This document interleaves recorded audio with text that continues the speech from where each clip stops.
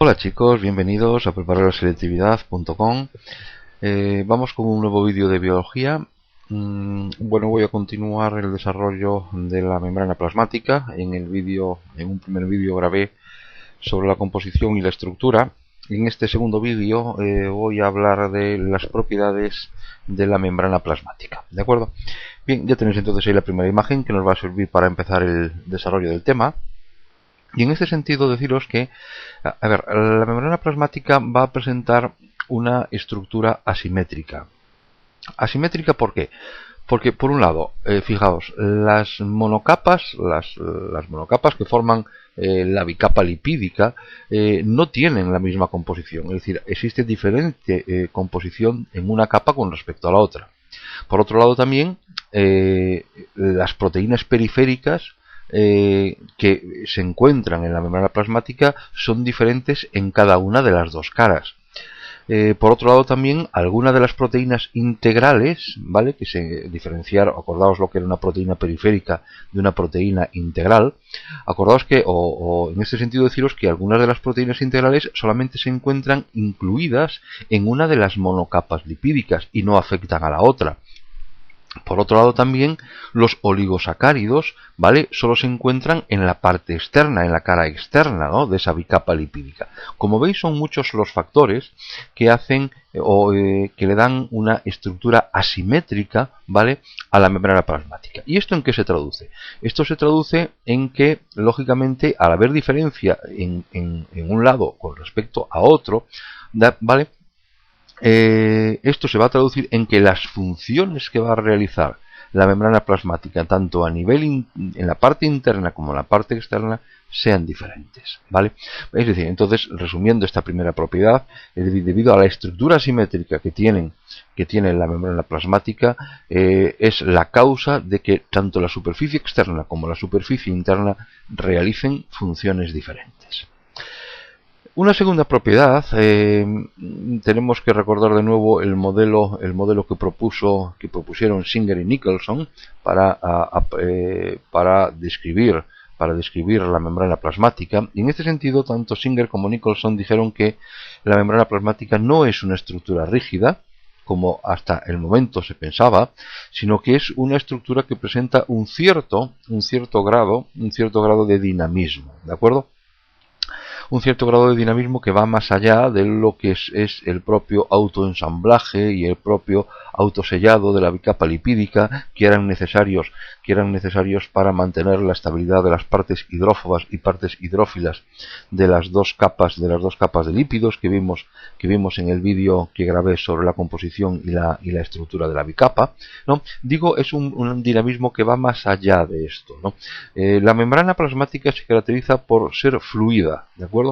Ya que tanto los lípidos como las proteínas pueden desplazarse. ¿Y cómo se desplazan? Ahí lo tenéis en la figura. Tenéis en la figura tres movimientos, los tres movimientos que pueden realizar los lípidos y proteínas también en lo que sería el conjunto de la membrana. Hay algunos movimientos que son más característicos que otros, hay unos que son más frecuentes que otros, pero si os fijáis ahí en los tres movimientos, hablamos de un movimiento lateral, es lo que marca ahí como por ejemplo ese flip-flop que hace que los lípidos la bicapa lipídico pueda tener ese movimiento.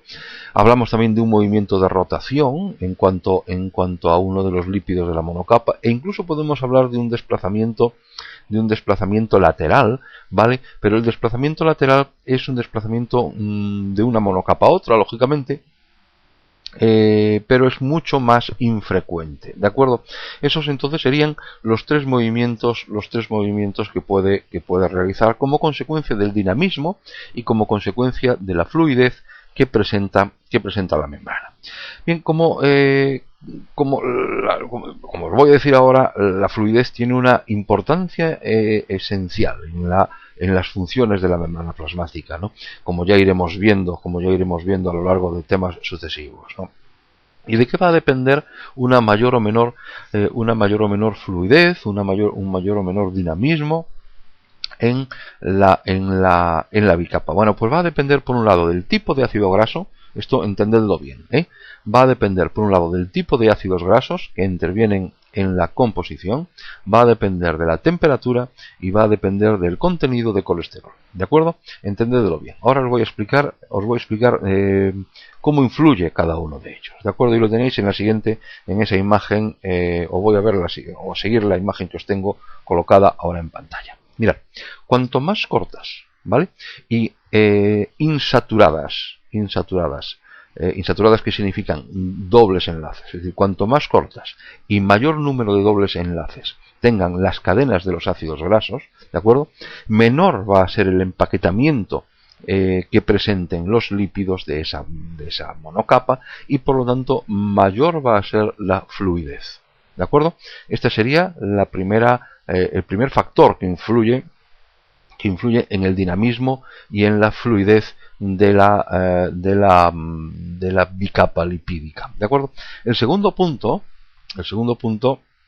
tiene que ver con la temperatura. Mirad, cuando aumentamos la temperatura, ¿qué va a ocurrir? Bueno, pues va a ocurrir que los enlaces, acordaos que eran enlaces de Van der Waals, que mantenían unidas las colas hidrófobas de los lípidos, estos van a romperse. Y por lo tanto, al romperse, lo que estamos provocando es que la fluidez de la membrana aumente. ¿Vale? ¿Está entendido? O sea, ya llevamos dos. Llevamos por un lado cómo influye la naturaleza de los lípidos que forman parte de la bicapa, y dos, la temperatura. Y el tercer punto que os dije que influye en la aparición en el mayor o menor dinamismo es el colesterol. El colesterol, ya de entrada os voy a decir que disminuye la fluidez. ¿Y por qué? Porque el anillo de colesterol es un anillo plano, es un anillo rígido, ¿de acuerdo? Y va a impedir, va a dificultar los movimientos de los lípidos, ¿de acuerdo? Entonces, cuanto mayor sea la concentración de colesterol, cuanto mayor sea la presencia de colesterol, por lo tanto, mayor se va a dificultar o en mayor medida se va a dificultar el movimiento de los lípidos y por lo tanto la consecuencia es que la fluidez disminuye. Por otro lado, la presencia de colesterol en la membrana es importantísimo para mantener una estabilidad regular en la membrana en el momento en que se producen cambios de temperatura. ¿Por qué? Porque si no hubiera colesterol, ¿vale? Si no hubiera colesterol, al aumentar la temperatura, ¿qué es lo que ocurría? Que se rompen las fuerzas de Van der Waals y por lo tanto la membrana se hace muy fluida. Por lo tanto, el colesterol lo que va a impedir es precisamente esto. Es que ligeras variaciones de temperatura al alza, ¿vale? No provoquen un aumento en la fluidez de la membrana, ¿de acuerdo?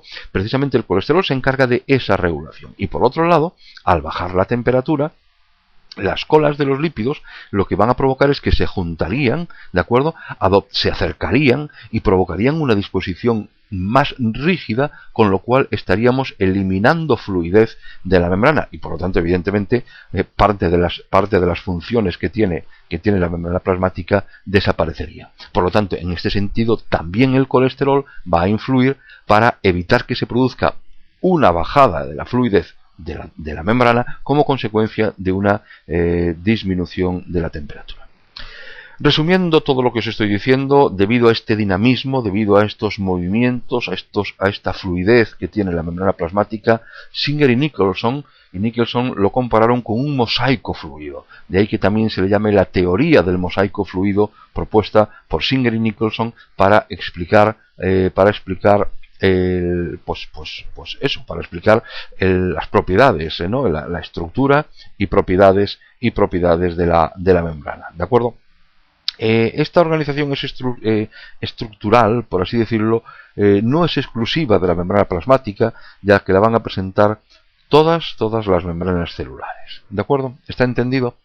Espero que sí. Fijaos que aquí son varios puntos los que tenéis que tener claro.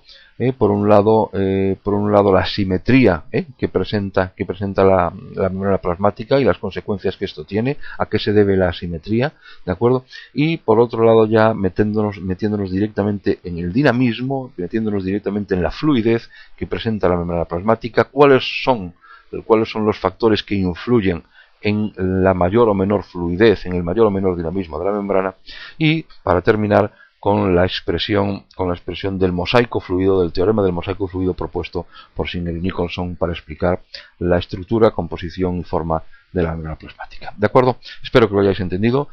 Si tenéis alguna duda, por favor, comentádmela. Y como siempre, pues eso, gracias por ver los vídeos y gracias por estar ahí.